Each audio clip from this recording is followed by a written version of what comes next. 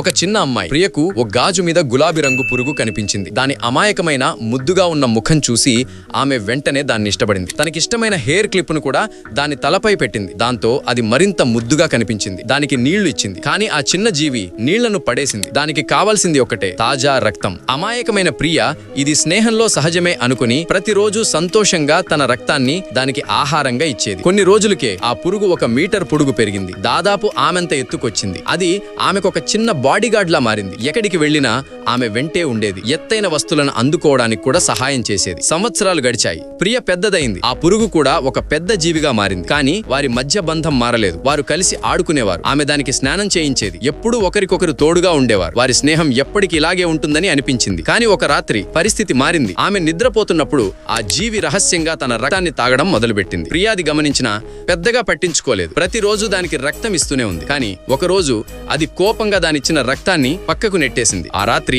ప్రియ అయోమయంలో ఉండగా ఆ జీవి తలుపు తెరిచి తనలాంటి పురుగుల గుంపును లోపలికి పిలిచింది. అవి లోపలికి రాగానే గదిలోని వస్తువులను పగలగొట్టడం ప్రారంభించాయి. భయపడిన ప్రియ తనకిష్టమైన వస్తువులు పగిలిపోకుండా ఆపడానికి ప్రయత్నించింది. కానీ ఆ పురుగులు ఆమెను చూడగానే పిచ్చిబట్టినట్టు ప్రవర్తించాయి. వాటిలో ఒకటి తన పొడవైన నాలుకతో ఆమెను కింద పడేసింది. ఆమె కింద పడి ఉండగా అవి అన్ని చుట్టుముట్టి తమ నాలుకలతో ఆమె మెడకు గట్టిగా చుట్టుకున్నాయి. చనిపోయే చివరి క్షణం వరకు ప్రియకు అర్థం కాలేదు తాను ప్రాణంగా ప్రేమించి పెంచుకున్న తన ప్రాణ స్నేహితుడే తన ప్రాణాలను ఎందుకు తీస్తున్నాడని.